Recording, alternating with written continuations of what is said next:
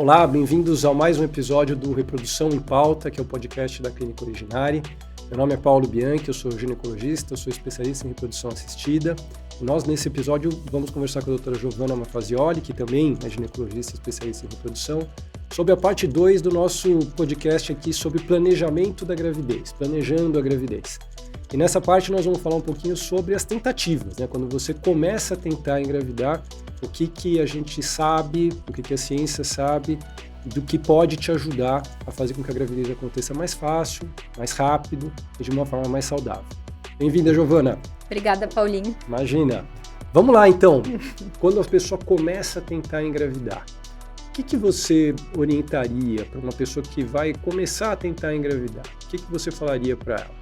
Então acho que a primeira coisa é tenha relações sexuais, né? Porque tem muita gente que chega pra gente no consultório querendo engravidar, tá tudo certo, fez sua rotina, atualizou suas vacinas, tá suplementando, mas o marido tá sempre viajando ou tem trabalhos estressantes, não conseguem conciliar os horários de estar em casa, então isso é uma questão importante. Então, primeiro é ter relações sexuais. Agora, com que frequência, né? Existe uma frequência ideal para se ter relações sexuais, então isso é um assunto que tem sido bastante estudado, né? Então, se acreditava muito no passado que a gente ter relações todos os dias, às vezes, poderia trazer uma piora da qualidade, né, de espermatozoides, da questão da renovação.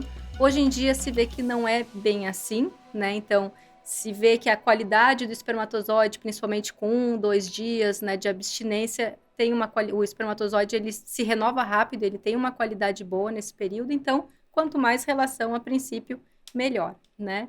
O que se mostra em relação à qualidade, então, os estudos que avaliaram motilidade, formato dos espermatozoides, é que aqueles casais que têm relação, né, mais, assim, uma vez por semana, ou passando 8, 10 dias de ter relação, em relação à saúde dos espermatozoides, talvez isso não seja tão bom. Então quer dizer, é ruim a abstinência mais longa, e não a mais curta. E não a mais curta, Perfeito. Hoje é o que a gente sabe, né? Então, só para se ter uma ideia, aqueles casais que têm mantêm práticas diárias de relação a cada 1, 2 dias, eles têm, por ciclo, uma chance de gravidez de 37%. Aqueles casais que já têm, né, assim, demora mais, tem uma relação uma vez por semana, essa taxa já cai para 15%. Né? Então, tem uma redução grande, uma redução relativamente grande se a gente está pensando num casal que quer engravidar, né? Em otimizar as chances de gravidez. Mas eu acho que uma coisa importante é não ficar naquele estresse, né? Porque muitas vezes os casais, então vamos ter relação todos os dias, mas isso não faz parte da dinâmica do casal, ter relação todo dia, um dia sim, um dia não, e isso acaba trazendo mais estresse. E a gente sabe que o estresse também vira uma obrigação, e o estresse também pode afetar a questão da fertilidade. Então, né, ser uma coisa que seja frequente, né, idealmente, né, mais de uma vez por semana, mas também não ficar naquele estresse em relação a ter que ter relação todos os dias. Então, acho que isso é importante. Outra coisa que perguntam muito é em relação à questão de posições sexuais, né? Será que tem alguma posição que vai melhorar, então, as minhas chances de gravidez, aumentar minhas chances de gravidez? Então, atualmente, né, tem muita gente que tem a relação, coloca as pernas para cima, achando que aquilo vai ajudar o espermatozoide a encontrar o óvulo de maneira mais rápida. Ou coloca uma almofada embaixo do bumbum para levantar o bumbum. A almofada também, né? É clássica. Isso é bem comum da gente ver. Né? Então hoje a gente sabe assim que para o espermatozoide encontrar um óvulo, em 2 a 15 minutos, isso já aconteceu, independente da posição, independente da perna para cima, para o lado ou para baixo. Os espermatozoides, eles se mexem. Eles se mexem sozinhos, eles foram feitos para isso, então o formato deles é justamente para eles acharem o óvulo. Então, a princípio, em relação à posição, seriam as posições de preferência do casal. Contanto que a ejaculação seja vaginal, né? Isso Exato, é importante a gente isso é importante ressaltar. Né? Então, ele tendo vagina, é para ele chegar lá no seu destino em 2 a 15 minutos, independente da posição. Ele consegue vencer a gravidade, digamos assim. E até tem uma questão anatômica que eu acho que as pessoas não sabem da vagina, né? A vagina é um tubo geralmente oblíquo, né? E ela tem uma porção final, que é onde fica o colo do útero, que é a entrada do útero, que tem como se fosse uma bolsa que é onde fica armazenado o sêmen depois da ejaculação. Então, mesmo que a pessoa tenha relação O pênis sai da vagina. Aquele sêmen ele fica armazenado num lago seminal, que a gente chama, né? E que facilita depois o contato dos espermatozoides com o colo do útero e a ascensão deles para dentro do útero. Então, quer dizer, a anatomia reprodutiva da mulher favorece a entrada dos espermatozoides, né? Então não precisa uma posição específica para ajudar os espermatozoides a entrarem. Né? Falando dessa posição anatômica, também tem uma dúvida que é bem interessante nessa questão das práticas sexuais, que é em relação ao orgasmo, né? Então, que a gente sabe que o orgasmo feminino causa contrações uterinas e vaginais. Será que isso ajudaria? Então, uma relação com o orgasmo seria melhor em relação à fertilização de uma mulher que não tem orgasmo? Não sei se chegou a ler alguma coisa a respeito disso. O orgasmo é uma contração ascendente do útero, né? Então, uma contração em que faz com que o útero puxe para dentro dele o que está ali no colo do útero. Então, em teoria, sim, mas, honestamente, eu não acredito que seja necessário ter o orgasmo para que aconteça a gravidez, até porque, como a gente estava falando mesmo, o espermatozoide ele se mexe. Os espermatozoides com motilidade progressiva, quer dizer, que se mexem para frente, eles são assim para poder atingir o óvulo independente de motilidade do útero. Então, talvez isso ajude um pouco, eu nunca li estudos a esse respeito, mas eu não acho que isso é imprescindível para a gravidez acontecer, sinceramente. Agora, nesse tema, isso talvez não ajude, mas tem alguma coisa que atrapalha? Por exemplo, lubrificante. Existe essa polêmica toda. Então tem essa polêmica, né? Então, será que o lubrificante vai acabar confundindo ali os espermatozoides? Porque tem a questão do muco vaginal da mulher que também ajuda nessa questão, né? Então, até existem modificações do muco que são próprias então, para a ascensão dos espermatozoides. Agora, eu colocar uma substância ali, será que isso vai atrapalhar, então, a ascensão desses espermatozoides? Então, uma coisa que tem que ficar clara é que esse lubrificante, em primeiro lugar, ele não pode ter espermicida, que isso, com certeza, vai atrapalhar. Em relação a tipos de lubrificante, o que se tem, então, são estudos in vitro, né? Então, que foram testados em laboratório, não necessariamente dentro do corpo da mulher. Mas o que se sabe é que os lubrificantes à base d'água, né, nesses estudos in vitro, eles prejudicou, então, a questão da motilidade e questão até de formato dos espermatozoides. E também alguns óleos, né? Por exemplo, o óleo de oliva, né? Então, algumas pessoas usam óleo de oliva, saliva. Então, né, tanto a base d'água, né, que seria a saliva e os lubrificantes à base d'água, quanto alguns óleos específicos parecem ter piorado, né? Principalmente óleo de oliva. Mas alguns estudos in vitro com óleo de canola, óleo mineral parece, né, mostraram que esses óleos não prejudicariam tanto. É importante salientar, né, Giovana, que esses estudos eles usam espermatozoides que foram colhidos e que foram expostos a essa substância fora do organismo, in vitro, como você está explicando. Então, a gente vê uma redução da movimentação do espermatozoide. Só que em vivo, quer dizer, quando as pessoas estão de fato tetando, não há nenhum estudo que associe o uso desses lubrificantes com dificuldades para engravidar. De toda forma, realmente, quando o casal está tentando engravidar, a gente pede para tentar evitar ter relação com lubrificante ou usar esses lubrificantes que são menos agressivos para a motilidade, mas eu acho que isso não deve ser um fator de preocupação. Eu acho que é de preocupação, sim, verificar se o lubrificante não tem um espermaticida. Um dos mais conhecidos, um nome conhecido, chama nonoxinol 9. Isso é muito comum ter nos preservativos, mas alguns lubrificantes também têm, e aí sim, é uma substância que mata os espermatozoides, então, realmente, quem está tentando engravidar não deve usar esse tipo de coisa, né? Ótimo. E aí tem uma... Desculpa. Não, pode falar. Mas tem uma coisa que eu acho que é um gancho bom que você falou aí, que eu acho que é uma dúvida super frequente e é muito legal a gente esclarecer as pessoas, né? Você falou que tem modificações do muco durante o ciclo, né? E isso puxa um assunto super importante que é o que é o período fértil, né? Como que a pessoa sabe, só engravida quem tem relação no período fértil, o que é o período fértil? Ótimo. Então, um período fértil seria aquele período que a gente chama ali de periovulatório, né? Seria um período que hoje em dia se sabe, se acreditava que o dia da ovulação era o dia mais fértil, hoje em dia se sabe que os dias mais férteis começa, né, então, 6 dias antes da ovulação, mas principalmente nos 2 dias que antecedem essa ovulação, no período da ovulação, claro, mas logo após essa janela de fertilidade começa a decair. Isso não significa que a pessoa não possa engravidar em outros períodos do ciclo. Significa que as chances de gestação são otimizadas durante essa janela de oportunidade. Então, quer dizer, quanto mais relação nesse período, melhor. Maior a chance da mãe engravidar. Seria, então, a paciente menstrua, né, daí é interessante saber a regularidade do ciclo, né, para saber mais ou menos o dia da ovulação. Então, uma paciente que tem um ciclo de 28 dias, a gente sabe que os últimos, né, o período depois da ovulação, geralmente dura em torno de 14 dias. Então, a gente diminuiria 14 desses 28 dias e ali a gente saberia a ovulação. Mas a paciente tem que ciclar regularmente, né?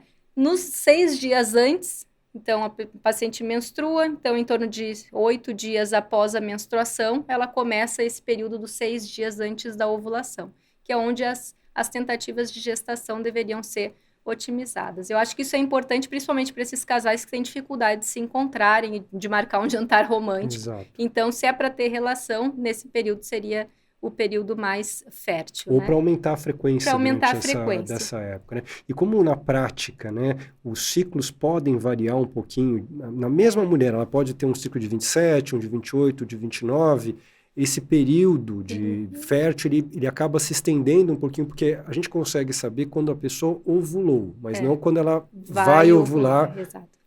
Pelo esse tipo de avaliação, né? Nós vamos falar um pouquinho sobre como saber quando a pessoa vai ovular. Mas, por enquanto, nós estamos falando de tabelinha, então, a pessoa ovulou. Então, ela vai ter que ter um período um pouquinho mais extenso ali, pressupondo que naquele ciclo ela pode estar ovulando um pouquinho antes ou um pouquinho depois do que o habitual. Mas realmente é o período mais fértil da pessoa durante o mês. Isso é uma coisa bem interessante, porque hoje em dia se usa muito aplicativo para avaliar o período fértil. Então, o aplicativo ele não vai levar em consideração essas pequenas variações, né? Então, eles são bons. Então, se a pessoa tem um ciclo regular, eles mais ou menos conseguem nos dizer quando que acontece essa janela de fertilidade, mas existem essas pequenas variações no ciclo, né? Então, Paulinho, de maneira fisiológica, digamos assim, o que a mulher conseguiria notar no seu corpo que poderia dar um indício de que ela está prestes a ovular e de que aumentaria, então, a chance de gestação. Então, isso é legal, porque é uma forma da pessoa se auto-perceber, né? Então, fazer o controle dos ciclos, quando ela tiver um controle de pelo menos 3 a 6 ciclos, ela começa a ter uma ideia de como é que é o padrão ovulatório dela, mas pode ficar atenta a alguns sintomas mesmo. O que a gente sabe é que perto do momento de ovular, como você já tinha dito, pode acontecer uma mudança do padrão do muco vaginal e do colo do útero. Ele começa a ficar aquele muco parecendo uma clara de ovo, né? Então, esse é um sinal de que a ovulação está próxima. Agora, muito importante vocês saberem que o muco ficar desse jeito é uma coisa que nem todas as mulheres percebem. Quem percebe, nem sempre percebe todo mês. E, mais importante, perceber a mudança do muco não é essencial para a gravidez acontecer. Quando a pessoa percebe, aquilo é um sinal de que ela está realmente no ápice do período fértil dela. E aí, então, ter a relação ali. Mas se não perceber, continue tendo as relações nesse período fértil, porque é possível a gravidez acontecer. Uma outra coisa que costuma acontecer também, perto da hora de ovular, aumenta a libido. Isso é fisiológico, quer dizer, a natureza está informando para a mulher que ela está próxima a ovular, como a intenção da ovulação é que a gravidez aconteça, a vontade de ter relação aumenta, então a libido aumenta. Então esses dois são os sintomas principais que a pessoa pode olhar para tentar ajudar a direcionar as relações para um período mais fértil. Agora, Giovana, se a pessoa quiser ter um indício um pouquinho maior, a pessoa que gosta de exames, vamos dizer assim, ela quer ter um indício mais objetivo, não quer ficar reparando ou está em dúvida se está sentindo mesmo aquilo ou não, o que ela pode fazer para tentar ver se ela está no período fértil? Em relação a exames, a gente tem os exames de farmácia, né, de teste de ovulação, que na verdade nada mais é do que dosar os hormônios que vão aumentando logo antes, né, da mulher engravidar. Então, quando a gente usa esses testes de ovulação, é importante a gente saber que eles começam a se modificar mais ou menos uns 2 dias antes da ovulação acontecer. Então, ele mais ou menos consegue pegar esse período dos 2 dias antes, que seria o momento de maior fertilidade, né? Mas um fato curioso é que quando eles foram comparados em estudos com a percepção do muco, eles não foram tão diferentes da percepção em questão a essas modificações do muco que o Paulinho falou. Mas são questões interessantes, quem quer ter uma uma medida mais objetiva, então a gente está dosando o LH, né, na urina, que seria o hormônio que vai desencadear a cascata de ovulação, e esse hormônio ele começa a se elevar geralmente umas 36 horas antes da ovulação. Então a gente consegue detectar essas diferenças na urina e a partir daí a gente consegue prever mais ou menos quando é ovulação. Só que se a janela de fertilidade começa um pouquinho antes, então ele às vezes pode ficar um pouco atrasado, porque tem que fazer o teste e ir logo, então, para ter relação, né? Então, ele está vendo o período de maior fertilidade. Se for para ter relação uma vez no mês inteiro, é logo depois que o teste dá positivo. É logo depois que o teste vira e dá positivo. Só que tem um ponto importante desses testes para a gente falar. De fato, quando a gente vai ver estudos sobre isso, aparentemente as pessoas que usam o teste para determinar a ovulação tiveram uma chance um pouquinho mais alta de engravidar. Eu acredito muito, sinceramente, em casais que estão começando a tentar engravidar, a gente orientar uma frequência sexual adequada, 2 a 3 relações por semana. Eu acho que com isso eles vão ter relação no período fértil, independente de qualquer coisa. Se a mulher perceber um muco cervical diferente, tipo uma carinha de ovo, tem a relação naquele dia e no dia seguinte. Mas realmente muita gente gosta de usar esses testes para poder orientar de uma forma mais objetiva. Só que aí que está. O teste pode dar negativo no mês que você está ovulando. E isso é um problemão, porque isso às vezes faz a pessoa achar que ela não está ovulando. E esse teste é importante, gente, você fazer no momento certo. Quando você compra um kit de teste de ovulação, um teste de urina, em geral vem mais do que um teste, porque esse teste deve ser feito antes do momento que você acha que você vai ovular. Tem que começar a ser feito para justamente detectar essa mudança do perfil hormonal. Se a gente começar a fazer o teste fora do momento, ele pode dar negativo porque você já desencadeou a ovulação.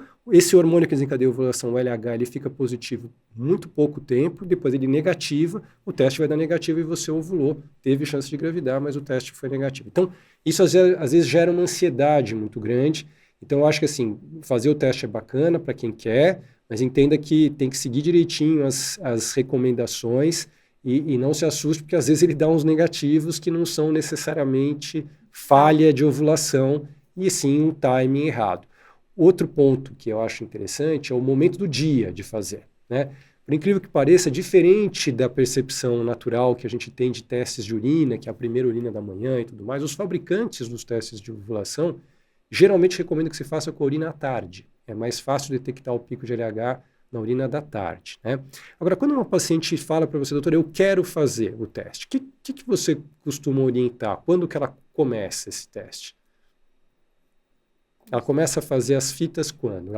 Porque geralmente são 5 a 7 testes, fitas, né? Então, assim, a gente pensa... Daí é interessante ela saber a ciclicidade dela, né? Então, saber mais ou menos qual é o período do ciclo, se o ciclo dela é de 28 dias, de 30 dias, para a gente conseguir pensar mais ou menos quando que vai ser a ovulação dela. Então, por exemplo, a gente pega um ciclo clássico de 28 dias, a gente subtrai 14 dias, né? E é nesse dia, que é o dia... da ovulação, o dia da ovulação, no meio do ciclo, é o dia que ela vai ovular. Então, eu estou pensando que vai haver uma modificação desse teste 2 dias antes desse dia. Então, geralmente, ela menstrua, né? Então, ali cerca de 8, 9, 10 dias depois da menstruação, ela vai estar próxima da ovulação. Seria onde ela deveria começar a fazer o teste diariamente e daí conseguir detectar essa mudança do padrão hormonal que vai desencadear a ovulação. E é importante isso, com essa antecedência, a partir do 8º, 9º dia de uma pessoa que tem ciclo de 28, justamente porque podem ter pequenas variações de ciclo a ciclo, e aí a pessoa ovula um pouco mais cedo, um pouco mais tarde, e aí, se não começa a fazer o teste mais precocemente, perde a positividade, né? E tem uma falsa impressão de que não está ovulando, né? Então, a primeira coisa é a pessoa saber quando, né, como é que é a ciclicidade dela. E a partir dessa ciclicidade, reduz 14 dias. Tá. Esse é o dia da ovulação. A gente sabe que esse exame de urina vai modificar ali em torno de 2 dias antes. Então, né, a gente vai fazendo os cálculos, né, alguns dias antes para ver quando que começa. Então, isso é importante. E você vê que esses métodos todos, eles se somam, né? Então, a gente tem uma soma do reconhecimento do padrão menstrual com reconhecimento dos sintomas, com às vezes o uso de um teste urinário para orientar melhor a pessoa quando quer o pico de fertilidade. Mas são coisas que se somam, eles não são Outro fator excludentes. importante é a temperatura, né? Temperatura basal. E aí, como é que é isso, hein? Eu tenho agora eu agora tenho é que eu quero saber. ressalvas com isso, mas explica como é que funciona isso aí. Então, teoricamente, ali no período periovulatório, a mulher tem uma pequena, né, aumento da sua temperatura corporal. Então, a gente teria que ficar, então, com o termômetro ali todos os dias, geralmente nesse período aí, nesse mesmo período do teste do LH, né? Então, começam os dias antes da ovulação, vai medindo todo dia.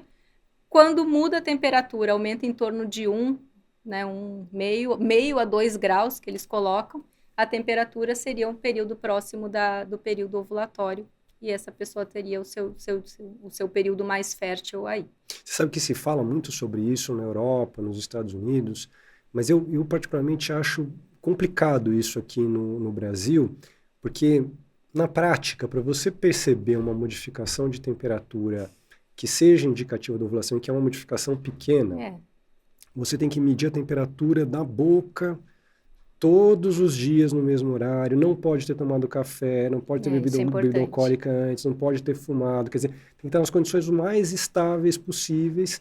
E aí vem uma parte que eu particularmente acho mais complicada como um método que ajuda a pessoa a tentar engravidar. Eu entendo que isso sirva para a gente perceber se a paciente ovulou, mas como a temperatura ela costuma aumentar após a ovulação por conta da progesterona, quando aumentar, e a pessoa, para detectar que houve um aumento, ela tem que aumentar por alguns dias, né? Não basta ter um pico de aumento, ela tem que aumentar e permanecer aumentada, a ovulação já foi, né? Você não está pegando aquela janela. Então, eu acho que assim, isso serve na prática, a gente fala assim, olha, é uma forma da gente saber que a pessoa está ovulando, mas eu não acho que é uma forma muito boa de você falar naquele ciclo quando que a pessoa tem que tentar engravidar, honestamente.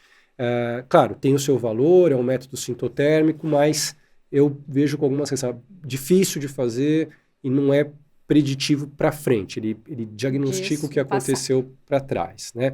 E, num caso mais extremo, né, uma forma da gente saber se a pessoa está ovulando ou quando ela vai ovular é a gente fazer um controle com ultrassom transvaginal, mas aí eu acho que já é uma instrumentalização grande que a gente acaba usando quando a gente já está partindo para alguns tratamentos, mas sim, a gente pode ir acompanhando o desenvolvimento do folículo com ultrassom transvaginal seriado e com isso a gente consegue ter uma boa precisão aí no momento que a pessoa vai ovular e quando que ela está mais fértil. Então, realmente é uma forma da gente também saber o período fértil, orientar os casais, né?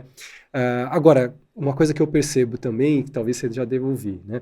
Quanto mais testes a gente usa na ovulação numa tentativa natural, maior a expectativa, maior é o estresse. E maior o estresse e maior a ansiedade. Então a gente tem que dosar muito bem para cada pessoa quanto que vale a pena essas informações versus tentar só ter uma frequência sexual um pouquinho mais alta no final das contas para ela conseguir engravidar. Isso deve ser individualizado, porque tem gente que adora um controle absoluto sobre tudo e esse controle deixa a pessoa mais tranquila. Exato. Tem gente que o excesso de controle acaba prejudicando, né? Então a gente sabe que o estresse pode afetar no eixo também, né?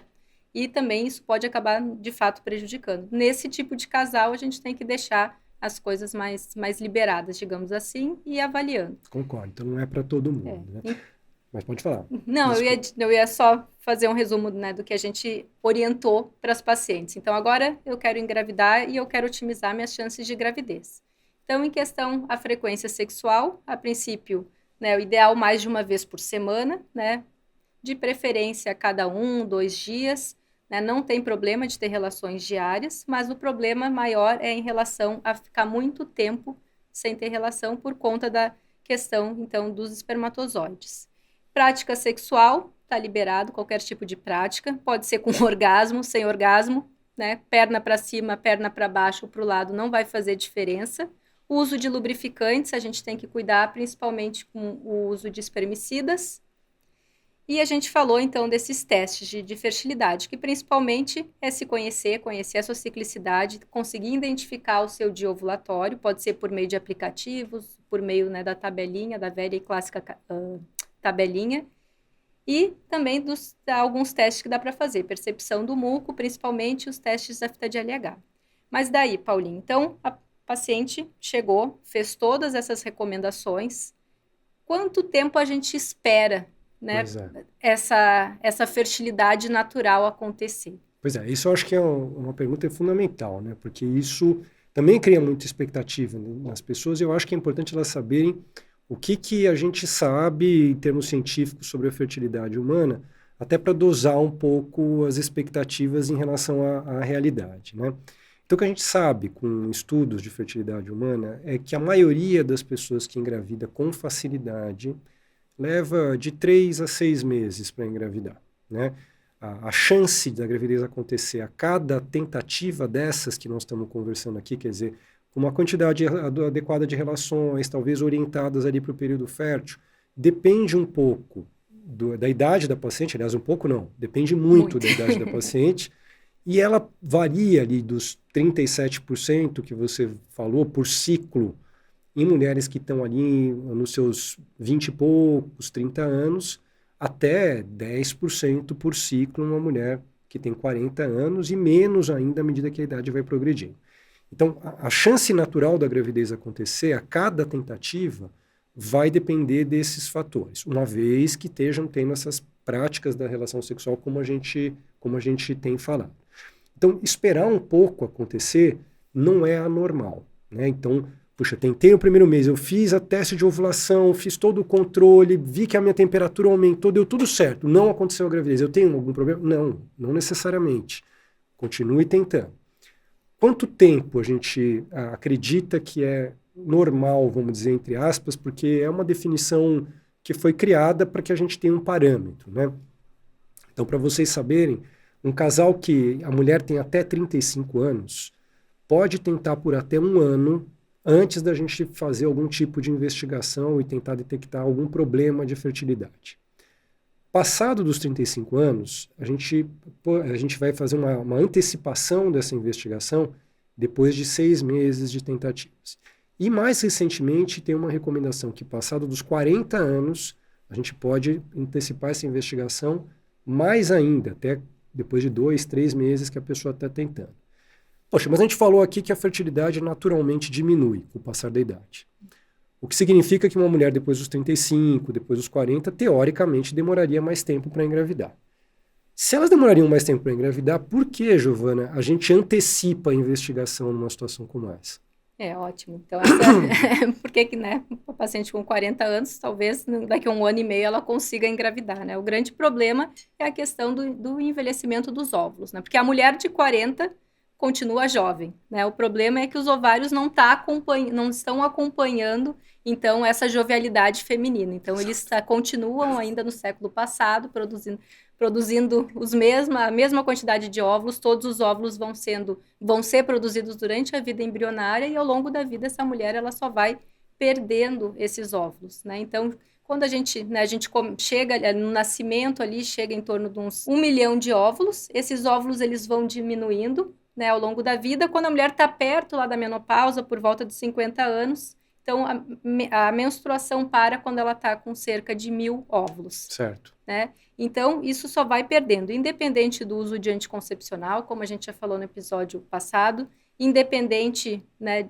de qualquer outro uso de medicação, hábitos de vida. Então, assim, claro que tabagismo pode antecipar um pouco, né, pior. Então, muitas vezes o tabagismo antecipa a menopausa em 1 ano, em 1 ano e meio. Então, os estudos de menopausa têm mostrado isso, né? Mas, assim, uma mulher normal, né? Ela vai, independente dos seus hábitos de vida saudável ou não, elas vão perder, então, tanto quantidade, que é uma coisa que a gente até consegue mensurar, mas principalmente a qualidade desses óvulos. Então, um óvulo de 40 anos, ele não vai ter a mesma qualidade de um óvulo de uma mulher de 20, de 30 anos. Então, isso é muito importante. Então, para a gente não perder tempo, né, para que esses óvulos não, né, sumam mais ainda, não percam mais qualidade, é que a gente acaba antecipando, então, esse período de investigação. Eu acho que o grande ponto aí, né, além de tudo isso, quer dizer, as causas de infertilidade, as coisas que podem dificultar uma pessoa a engravidar, a frequência dessas coisas começa a aumentar também com a idade, por exemplo, endometriose, miomas. Mas realmente você tem razão, quer dizer, o ponto principal é essa queda da qualidade do óvulo. E aí vem uma coisa que eu acho que muita gente não sabe, eu vejo isso na prática, que é o seguinte: quando a gente vai fazer um tratamento para a pessoa engravidar, e aqui um parênteses, fazer uma investigação não significa que a pessoa vai ter que fazer um tratamento, né? Então, investigar é uma coisa para a gente tentar ver se tem uma causa para aquela dificuldade e, caso tenha, como que aquilo deve ser tratado. Mas caso a gente precise fazer um tratamento para engravidar, do mais simples, que é o namoro programado ou coito programado, passando pela inseminação intrauterina e até a fertilização in vitro, uma coisa é estável, gente. A gente não consegue mudar a qualidade do óvulo e a gente consegue ter uma influência relativamente pequena aí sobre a qualidade também dos espermatozoides. Então, se a gente precisar de um tratamento como esse, numa mulher que tem mais de 40 anos, que a gente faça isso mais precocemente, para que as chances não caiam mais ainda. Então, a idade da mulher ainda é o principal fator que tem a ver com a chance de um tratamento para engravidar dar certo.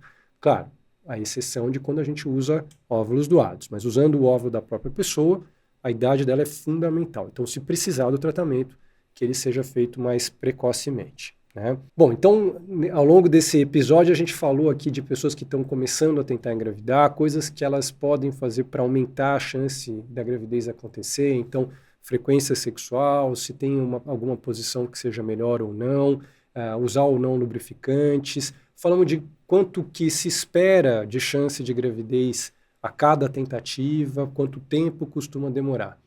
Uma coisa que eu vejo muito também, que eu acho que é um aspecto muito importante, apesar dele não ser um aspecto que um médico acaba sendo um especialista nisso, são os psicólogos que são, e infelizmente a gente não tem uma conosco aqui, mas eu conversei com algumas antes disso, é lidar com a ansiedade que gera todas essas tentativas. Quando que vai acontecer? Será que eu vou ter dificuldade? Como que vai ser? Se eu precisar fazer um tratamento, como é que vai ser? E tudo mais. Eu particularmente acho que uma forma de lidar com isso é entender que existe uma chance de gravidez por mês, que é normal e comum que demore mais do que um mês para a pessoa conseguir engravidar. Caso ela tenha dificuldade, que existem formas de ajudar, que, claro, quanto mais cedo a gente detecta isso, melhor é para a gente ajudar, como qualquer coisa em medicina. Quanto mais cedo a gente detecta problemas, melhor para a gente ajudar. Então, eu acho que controlar a ansiedade depende muito de controlar suas expectativas, né? Quando você acha que está tudo certo e com certeza a gravidez vai acontecer naquele mês, se ela não acontecer, é muito frustrante, a pancada é muito forte. Então, entender que é um processo que pode demorar um pouquinho e que é normal, e que se tiver dificuldade pode procurar ajuda, que tem como ajudar, eu acho que isso alivia um pouco essa pressão todo mês de puxa, não está dando certo, eu menstruei, que é sempre uma decepção, uma frustração das pacientes, né? Alguma coisa a mais, Giovana, que você queira acrescentar? Eu acho que é isso. É isso. Então, tá bom. Então, com isso a gente encerra esse episódio aqui da Reprodução em Pauta de tentativas para engravidar dentro dessa série de planejamento da gravidez. Agradeço, Giovana, você que está nos ouvindo. Curta aqui o nosso podcast, compartilhe, comente. Se tiver alguma dúvida, por favor, escreva. Nós vamos ver todas essas dúvidas e responder. Até uma próxima, pessoal.